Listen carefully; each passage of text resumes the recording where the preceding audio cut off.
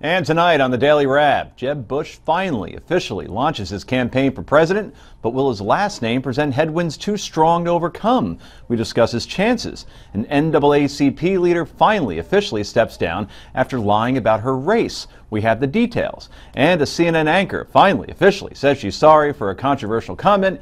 You'll have to hear to believe. Is the criticism unfair? We discuss all of that, plus potluck, yay or nay. This is the Daily Wrap, live from New York City.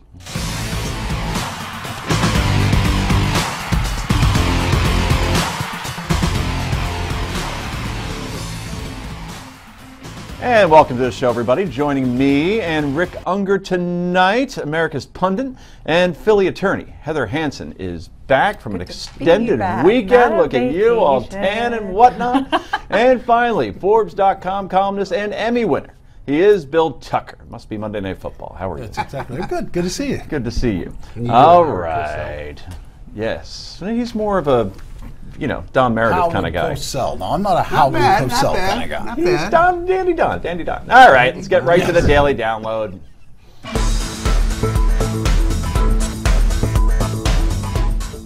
You can improve the life of people, whether it's in the programs for the developmentally disabled or changing our economy or fixing our higher education system. All of these things can be fixed. I'm absolutely convinced of it.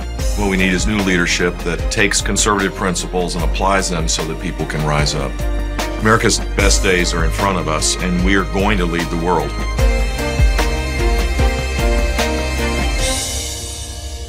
I'm still convinced that Yahoo is going to sue for the whole exclamation point after Jeb thing. And he had it before Yahoo. That's true. Oh, that's true. He did really? Yeah, that was his logo when he ran for governor. We will discuss that in a moment. So that was former Florida Governor Jeb Bush asking Americans to make him the third President Bush. And in Miami today, Jeb made it official and took aim at Democratic rival Hillary Clinton in the process. We don't need another president who merely holds the top spot among the pampered elites of Washington. We need a president willing to challenge and disrupt the whole culture in our nation's capital. And I will be that president. Okay, so we've been waiting for this for a while. No surprise whatsoever. What will be the biggest challenge? It won't be money for Jeb Bush. Marco Rubio. Really? Yeah. In state rivalry. Yeah, I mean, look, I thought he did a very good job today, I have to say, where, Hillary showed herself not to be the greatest speaker, which we all know is the case. Jeb has always come across as not a particularly good orator, but today I really thought he rose to the occasion. I got to give him credit for it. Great speech, no question about it. Biggest challenge, is it the brand name? Where the low information voter says, I simply don't want another Bush, or Republicans say, H.W. Bush broke the promise on taxes, and George W. Bush, obviously, with the Iraq War. You know what? I don't want another Bush. Yeah, I think that that's going to be part of it. I think more importantly for the primary is going to be immigration reform and Common Core.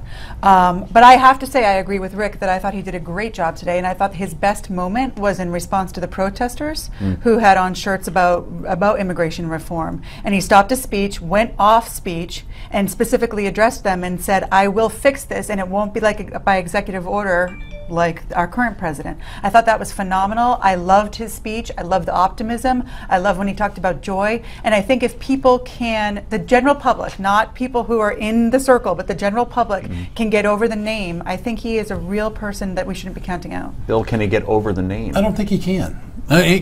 For me, it's tied into he's just not exciting. There's just no, it's Bush. And that's a fundamental problem. Common Core is a problem.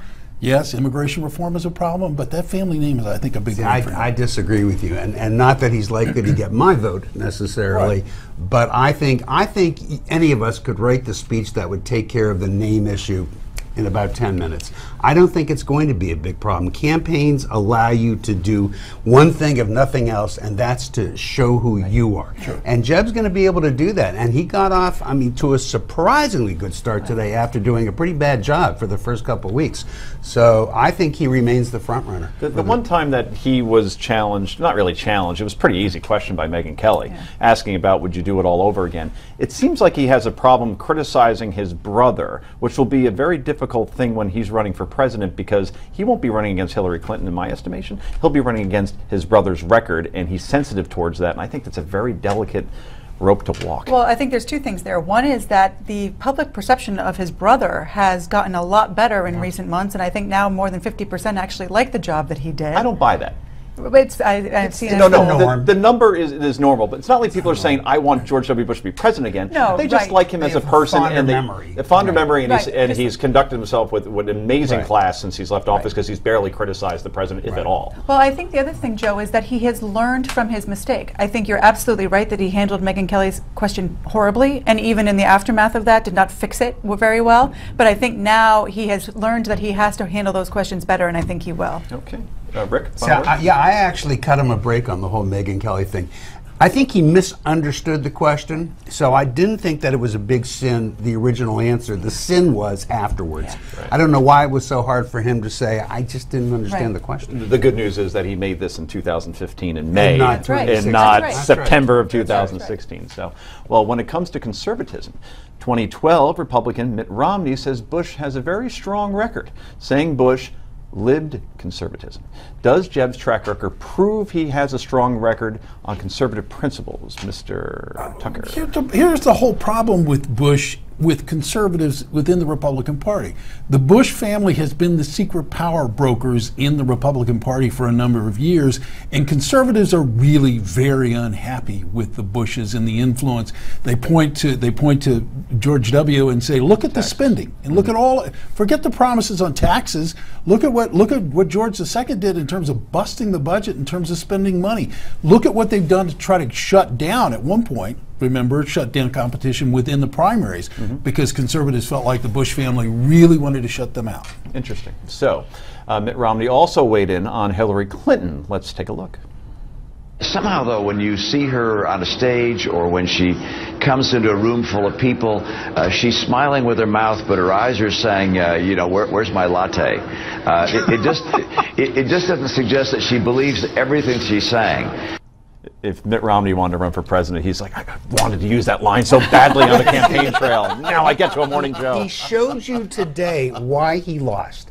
Now, you know, I tend to be generous towards Mitt Romney in defeat. No, not from aging. But every time he gets a platform and gets to merge it with politics, he says these snarky things that remind you, oh yeah, that's why I didn't like that guy. First of all, he was completely disingenuous when he was saying all these wonderful things about Jeb Bush, because you have to live in another country not to know that those two are not particularly fond of one another. So that was number one. Number two, he made all these snarky comments about Hillary. Dude, you know, when you've lost, you're supposed to, you know, eminence gris. You're supposed to be above it a little bit. This is why you're not president, Mitt Romney. That's interesting. So getting back to the Hillary speech, does she have an authenticity problem? And you think so? Yeah. Because I was driving actually to a hike of all things, and I'm listening to it on the radio, and I heard her use the "I've been coloring my hair for years" line, except this one sounded a little bit different. Roll it, Adam. Now, let me tell you, I'm aware I may not be the youngest candidate in this race, but I have one big advantage. I've been coloring my hair for years. You won't see my hair turn white in the White House. I've been coloring it for years. But that's not the same person. That first person was a South Carolinian, wasn't she? Yeah, Charleston-based, yeah. That's what I heard. It's amazing. I heard that. I go, wait, it lost the accent. You know what else she gained is a Ralph Lauren suit. For we people who look at the outfits, the suit that she's wearing is a Ralph Lauren suit. Probably ran her over $5,000. If you saw what Jeb Bush was wearing today, no little tag on that shirt. Definitely, she just does not know how to connect with every woman. Yeah, I'm getting that feeling. So the polls show Hillary Clinton has a trust problem with voters. Bill Clinton was asked about it on CNN's State of the Union. I trust her with my life and have on more than one occasion. I think that the more people find out about her, anybody who's still really close to their best friend in grade school is by definition trustworthy. Okay, well, we'll have to leave it on that. No final word. Well, he seems to be admitting the fact that on numerous occasions she almost took his life. Lamps can kill. Lamps can kill, no question. Well, the leader of an NAACP chapter resigned today. We'll tell you exactly what happened. Keep it right here. This is Newsmax.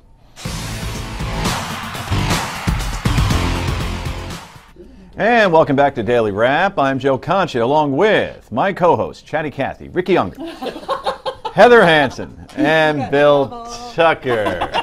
We were having an important conversation. Yes, yes. We can't let our show interfere with our social life. That's right. Anyway, the head of a Washington State chapter of the NAACP has resigned. This after it was revealed she's been lying about being black for years when she's actually biologically white. The incident has sparked a national controversy over race, ethnicity, and self-identity. In a statement today, Rachel Dolezal, how do we pronounce it officially? Dolezal. Dolezal, thank you. Says today, and we quote, "The dialogue has unexpectedly shifted internationally to my personal identity in the context of defining race and ethnicity. It is with complete allegiance to the cause of racial and social justice and the NAACP that I step aside from the presidency and pass the baton to my vice president." Wow, so official, just so orderly. You didn't see that coming. Anyway, her estranged parents, who revealed their daughter's secret, spoke on ABC's Good Morning America. Rachel, we love you. We hope you'll get the help you need to deal with your own personal issues so that you can know and believe and speak the truth. Yep, you throw somebody under the bus, and that's a way to say I love you to their daughter. On Friday, NAACP officials stood by Miss, how do you pronounce it again? Dolezal. Dolezal, thank you. Did she have no other choice than to resign, Miss Hansen? Yeah, I think that she had no other choice to resign, and in fact, the head of the NAACP was on CNN tonight saying that, you know, lying. It's not the race thing isn't the issue. It's the lying. Exactly. It's the complete disingenuous nature of everything that she's done in her whole life. And then, as more and more comes out, where we're now hearing that she sued her university, Howard University, for discrimination. That's right. I mean, you know, the fact that the thing that's most upsetting to me is the fact that 8 different times she said that she was a victim of hate crime. I mean, there's something going on with this lady that is a lot different than just simply finding some sort of relationship with someone of a different religion. Rick, was the Rachel Dolezal story blown up? Yeah, I mean, look, I mean, what she did was messed up. But I got to tell you, you know where she's getting it, because her parents go on TV to bust her, and they say what they really want is for her to find herself and get her identity straightened out and come back to the family. Well, she resigned this morning, but that didn't stop her parents from going on Fox television tonight to be interviewed by who? Hannity? No, Megyn Megyn Kelly. Okay. So they're basically attention hogs who are now cashing in on the fact of their daughter's misfortune and difficult time. So you know what? The parents need to go away and let this girl get herself straightened out. Isn't it amazing the obsession that the country has with race? I mean, every time one of these stories becomes the story, it's just everything. It's all that you hear about. It's all that people want to talk about. It just, I guess it shows how much more work we have to do on the topic. You stole my next question for Bill, which is, we can't go a day or two without discussing race in this country. And I'm trying to think even back, and I'm not going to blame Obama or say the president or anything like that, but You just did. No. But I'm just saying, I don't remember this even like 4 or 5 years ago, but now the only conclusion I can come to is that the media loves race stories because it's easy, because they're colors, and it's easy to absorb, and they rate. No matter what, these sort of things rate. No, I'm at a loss to go into what our fascination is, because honestly and truly, it's as if we had never seen people of color before, except for the last maybe 4 or 5 years when suddenly it dawned on us, oh, not only are there blonde-haired and red-haired people, there are also black and white people. Holy cow, let's make a story out of this.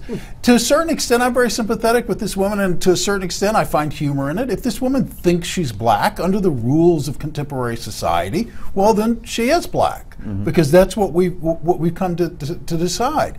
And I understand her defenders, because apparently she was a very good president of the Spokane chapter. So, yeah, does the woman have some issues? Yes, but I don't know that she's as screwed up as everybody wants to make her to be. Do you think she actually coerced herself into believing that she was black? I don't know what's going on inside her head. I don't even want to be in there. I don't want to pretend like I understand it. But, you know, by all accounts, this woman served well as president. And the truth is, this should never have been as big of a story as it became. This shows you what happens when we hit the doldrums of the summer. Yeah, I don't think it's that, Rick. You think it's a race thing? People are interested in this, and I do think this conversation is a good one, but it's not. if people, everybody has some most of us have some African American blood in us, and as we, well, I can dance, you know. I got soul. But the thing that's going to be interesting is the young people, as they start to marry each other, and someone who has a lot and someone who has a little, the next generation, and President Obama has actually said this, the next generation isn't going to have this problem because they're all going to look like all different colors of the rainbow, and it's not going to be such a big deal. But for us right now, we are on the cusp of something, and I think it's a conversation we have to have. Interesting. Well, speaking of conversations that we've been having a lot of lately, this controversy in Spokane is leading to comparisons with Caitlyn Jenner. If it's okay for the former Olympian to be accepted as transgendered, then why can't Rachel Dolezal be accepted as transracial? Well, take it away. Why not? Let the woman be what she wants to be. I'm sure there's a better technical response to that, and I've read all of the different reasons. I don't care. If the woman is happy, then I'm happy, you know, and she was obviously doing her job well. It's a shame that she had to resign from it because she was meeting her stated purpose. Leave her alone. Whose business is it? Before you jump in, let me just jump in with this real quick. MSNBC's Melissa Harris Perry asked an expert whether Rachel Dolezal could really be black. I wonder, can it be that one would be cis black and trans black? That there is actually a different category of blackness that is about the achievement of blackness despite one's parentage. Is that possible? It's absolutely possible. I mean, why not? I mean, I think that one thing that she said that I found so fascinating was she said her identity is multi-layered. Bill, the last word? No, Bill Clinton. What is he often referred to as the first black president ever. Ah, very good. So this controversy had precedence. Anyway, stay right there. Back with more in a moment.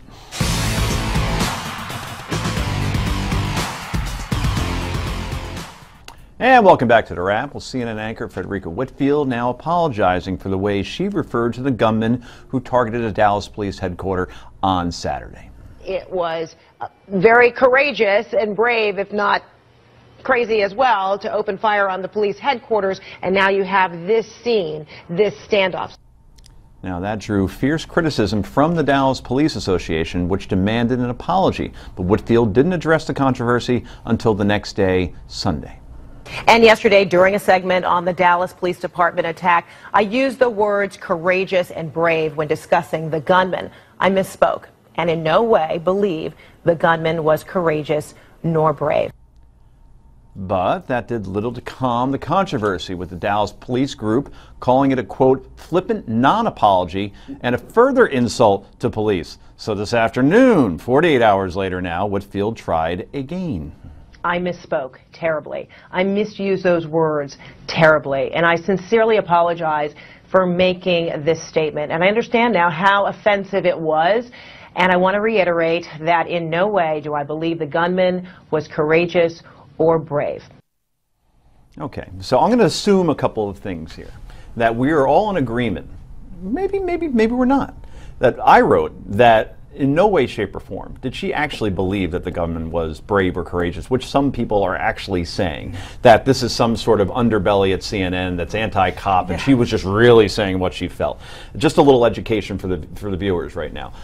Frederica Whitfield has been on the air for 20 years. She was at the NBC Nightly News for 8, and then she's been at CNN for the last 12. And if you go back and look at her record, she has no controversy in her past. She is a straight, prompt reading news anchor, mainly on weekends. There's nothing controversial about her. There's no kind of hidden agenda as far as I can tell. So I don't think that this was intentional in any way, shape, or form. She probably meant to use brazen instead of brave. Now here's where the problem comes in. That with social media, this stuff churns quickly. And the minute this started to get out, that she had said this, then there's clips, and CNN just sat there with their hands just, you know, basically underneath them saying, well, we'll wait till Sunday, I guess. And meanwhile, by this time, it had been analyzed and analyzed. And then when she did the second or the first apology, she didn't say, I'm sorry, which is what the Dallas police group asked for. So then it goes on for 48 hours. So that was a very, very long synopsis leading up to my question. How do you think CNN handled this? You know, okay, so CNN maybe didn't get to it the way they should have or as quick as they should have, but you know, that pales in comparison to the things that I'm reading by journalists who supposed journalists who should know better. I won't name any names. Breitbart, who wrote an entire article as if, you know, this was the worst person ever. Listen, Sean Nolte? I can't remember. I don't want to blame the wrong person. But I'll tell you what, anybody who's ever done what we all do, which is sit in front of a camera doing live television and can claim they've never had that momentary brain aneurysm where you say something and you go, I can't believe I just said that. You know, walk a mile in her shoes. I mean, shame on you. This is not a person who would say something like that. Joe, as you wrote and as you said, she's been on television 20 years. Excellent, excellent reporter. This was nonsense, and shame on you for trying to build it into something that it's not. Get a life. Bill, last I checked, you were at CNN for a while, won an Emmy, the whole thing. Is there a culture of anti-police over there? Absolutely. It's just despicable. Oops, I'm sorry. I didn't really mean that.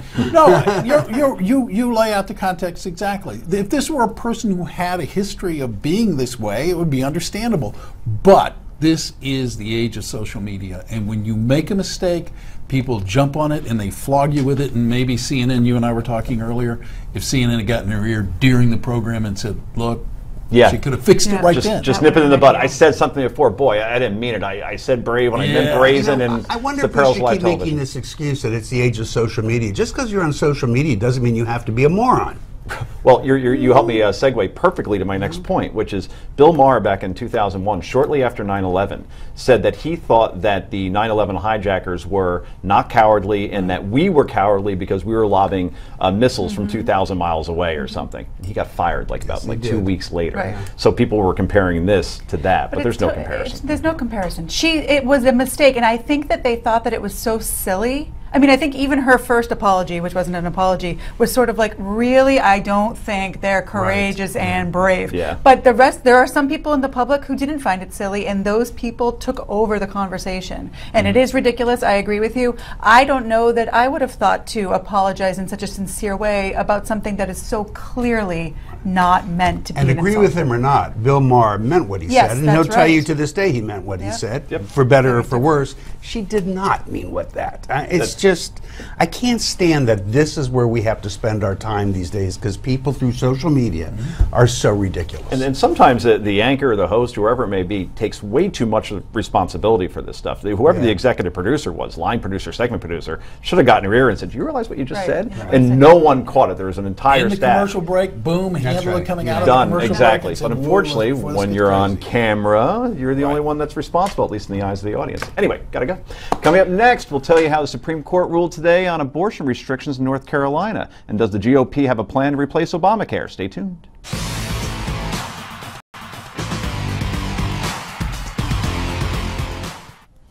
And welcome back to Daily Wrap. Before we get going here, we want to hear your thoughts on the issues we're talking about tonight. Go to newsmax.com/comments and let us know. We may read one on the air. Do it now. But wait till the commercial, actually, because this is really good. The Supreme Court rejecting today a North Carolina appeal which sought to revive a requirement that abortion providers show and describe ultrasounds to pregnant women before they go through with the procedure, even if the women refuse to look or listen. Many pro-choice advocates, like the American Civil Liberties Union and, of course, the ACLU from North Carolina, who oppose the law, are pleased with the court's ruling, saying, and we quote, "We're very glad the courts have recognized that politicians have no business interfering in personal medical decisions that should be left to a woman and her doctor." However, the executive director of the North Carolina Values Coalition, her name's Tammy Fitzgerald, who supports increased restrictions on abortion, had this to say about the ruling. We have another quote.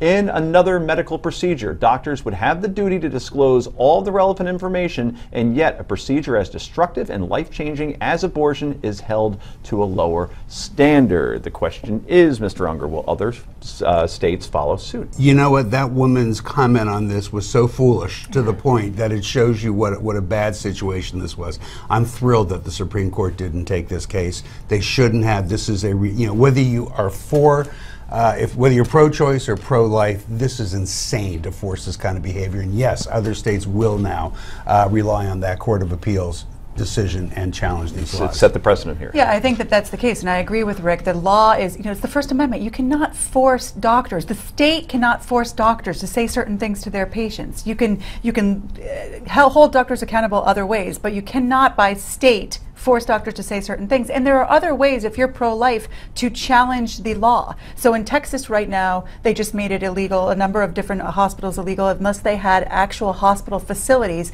these clinics were closed down. That type of thing, to me, is a much better way if you are pro-life. And was upheld. And it was upheld, exactly. But this law was rightfully, I'm glad the Supreme Court didn't look at it. And speaking as somebody who is anti-abortion, I'm fine with anyone making their own choice. I understand that this is a personal matter. The people who are opposed to abortion can still articulate why they're opposed to abortion, but to mandate that the state tell doctors what to tell their patients, I'm troubled by it. And to give them an invasive test like that, it's insane. Interesting. It's just crazy. I noticed you used anti-abortion instead of pro-life.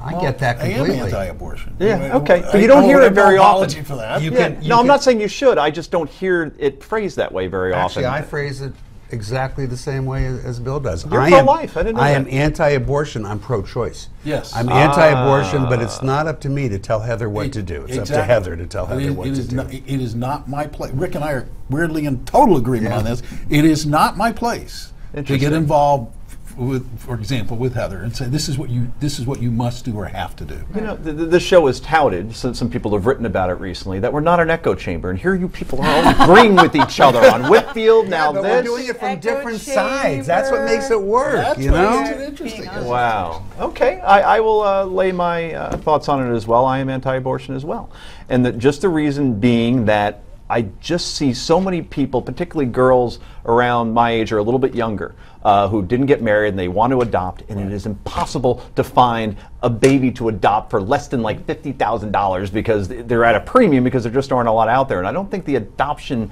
option is pushed enough. Then again, I don't think you could reverse Roe versus Wade because that's in the fabric of our country. Everybody has their reasons, you know, and they're all no doubt valid. But at the end of the day, not me to tell you what to do. Interesting. Heather, last word? Well, I just think that it's very difficult when you start telling women what to do with their bodies because someone might want to adopt or the father of the baby might want the baby. It's the woman's body and it's a difficult thing. At the same time, I live in the state where Kermit Gosnell, that abortion doctor that was in the news. Sickening. So I've seen a lot about those types of cases. So it's a difficult decision that's left for a woman. Interesting. So let's move on. Republicans have been trying to tear down Obamacare ever since it got signed into law back in 2010.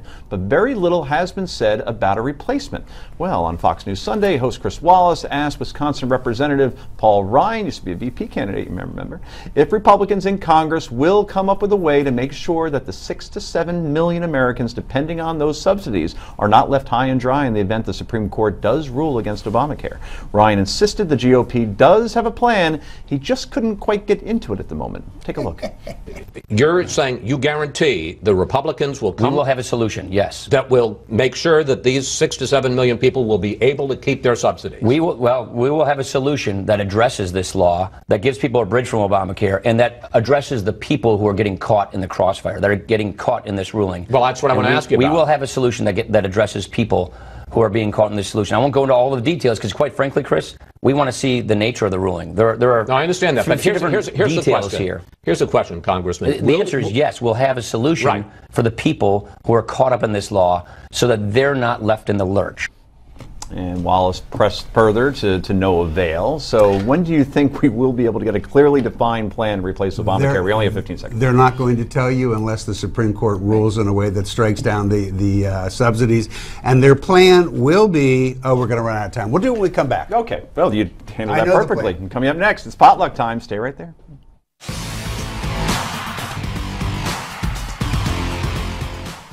And welcome back to the Daily Wrap. Well, we break news here all the time at Newsmax, and particularly the Daily Wrap. And now we have an exclusive. Rick Unger knows the answer that many Republicans don't even know at this point. How the GOP will address the little Obamacare "you have a solution" problem. Look, if the court rules for the plaintiff, meaning against the government, and destroys the subsidies, what you can expect is a bill that will suggest that anybody currently getting Obamacare subsidies will continue to get them through 2017. In other words, they'll kick the can down the road past the election, but they will not make the subsidies available to anybody new coming into the program. That's what you can expect to take place if the plaintiffs win. Okay. And will it be a big 2016 issue? No, it won't. No. It won't? Okay. No. We're all burnt out on it, I think. Yeah, you might be right about that. Anyway, it's now potluck time. This is part of the show. We go around the table, share our favorite stories of the day, and if you're wearing Vikings purple, Oh, purple. yes, Right. you get to go first. There was a breakthrough study in the New England Journal of Medicine last week that I was surprised didn't get more press. It was about sexual assault on campuses, and a study where they did with 3 different universities in Canada called a sexual abuse resistance program, where they taught the girls, they took a control group, and then they took a group when they taught these women how to assess risk of sexual abuse, how to fight back verbally and physically. After they had gone through this training, the women who had taken the courses were half as likely to be victims of rape and 1/3 as likely to be victims of attempted rape. It is clearly, when we talk about this issue, what so far is the most promising solution to a very complicated issue. It has some actual, true, real results printed in a very well-known peer-reviewed journal. Yet, despite all of this, when you read articles about this, some of the feminists are objecting to this particular thing. And what they're saying is, you're putting the burden on the victims. I take issue with that. I think that you are empowering the victims. And I think that so many people today want to say, oh, poor victims, without giving them any sort of solution. We do find sometimes when you empower victims, it works. We see it with concealed carry. The more permits you give to people with concealed carry, the murders go down. Now we've seen it here, where if you teach women how to handle themselves, they're less likely to become victims of rape or attempted rape. I think those women, there's one woman who was quoted in the New York Times article who is from the White House task force who said, well, they'll just go find other victims. Not if we take away all of these women so that now they become empowered and they're no longer victims, and then you won't have this problem anymore. It was frustrating to me to see the response to such an awesome study was, rather than accept it and say, let's have every one of our young girls go through this type of training, to say, oh no, but then we're just not helping with the perpetrators. That can come. We can have a multifaceted approach, but this should not be looked down upon because it helps the victims. Is there a political correctness aspect to all of this? Oh, for sure. For sure. I mean, you know, the White House task force focuses more on the perpetrator. Right. The majority of liberals seem to focus more on the perpetrator. I'm not saying that you can't focus on the perpetrator, but that doesn't seem to work. Focusing on the victim does work, and in the meantime, you're teaching women to be confident, to learn that it's oftentimes your friends who might be doing this, and that you can't cry to get away, but you have to learn how to defend yourself physically and verbally. I think it's a great program that every university should look into. Tucker? It's keeping people from keeping women from becoming victims. Right. It's proactive. I cannot understand how the can anybody complain about I don't this? understand It's common sense. Yep, I agree. In fact, men and women should be getting training like this, because men can be attacked just as women are. That's right. So yeah, makes perfect sense. I'm with you. I don't even understand the logic of this at all. And I can't fathom that there's some sort of political correctness position. Yeah, I mean, people say, oh, it's a good program, but they're putting the burden on the victims, and that's a problem, and we should be focused on the perpetrator. That's right. And if you take away all the victims, then there's no problem. Okay. Well, speaking of victims, that is a brutal setup. No, I meant it another brutal way. Setup, but let me get to it.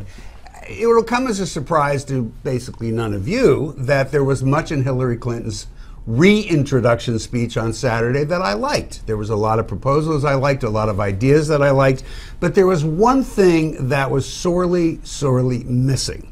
Well, Mrs. Clinton gave us a laundry list of things she would like to do should she become president of the United States. And again, many of them I liked. Many of them would not cost any money. But you know what? Most of them would cost a great deal of money. So I have to ask the question, why did she not put into her speech the recognition that a lot of these proposals would cost us money that maybe we don't have? Now, that's not to say that you go ahead and spend it anyhow. It's not to say, gee, I'd like to do all these things, but I can't because we don't have any money. What it is to say is to ask those people who believe in Hillary Clinton, or who she's trying to get to believe in Hillary Clinton, to help her prioritize, because prioritizing is the only way these things can get done in the real world. Now, here's what would have happened if she had done this. Certainly, the progressives in the nation who just want all these things done, well, they would have been with her anyhow. But think of all the independents, all those Americans, and most Americans who identify themselves as fiscally conservative but socially moderate or liberal. They would have known that it's on her mind, that she's thinking about costs. She should have included that. It was a big mistake not to include it, and I wish she had. Okay. Is Bernie pushing her to the left? One word answer? Well, I think Elizabeth Warren pushed her to the left. Sure. In truth. She's not even running. Anyway, yay and nay is next. Stay right there.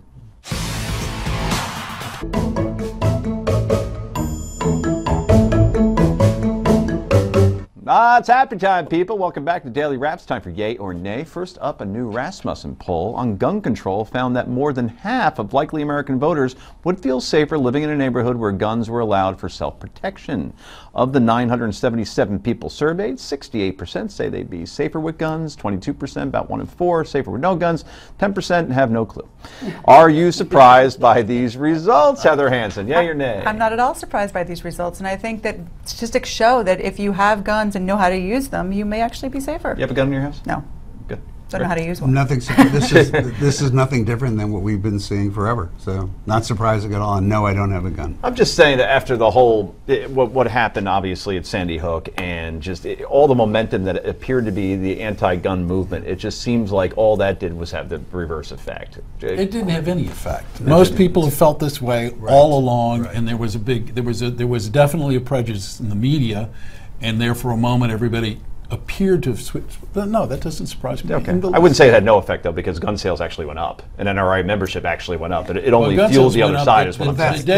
As a matter of fact, the day Obama was elected, gun sales went up. They've been at record The highs. NRA represents gun manufacturers. People don't seem to get that. And the fact is, you tell people that their guns are going to be taken away, gun sales will go up. They get defensive, indeed. Anyway, at least one of the 10 European and North American tourists arrested for posing nude on top of Malaysia's tallest mountain has apologized. Rick Unger says no. 23-year-old Eleanor Hawkins of England says, I know my behavior was foolish, and I know how much offense we all caused. A terrible accent. I know. I'm going to stop right there. To the local people of Sabah.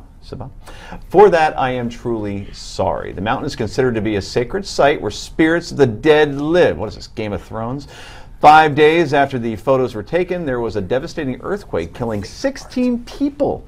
The tourists were blamed and promptly arrested. As of, did you say your favorite part was where 16 people were killed? Not that they were killed, but that they were blamed for the earthquake, and they're all going to do a few months in jail because of it. Well, exactly. As of now, 5 of the tourists have been forbidden to leave the country.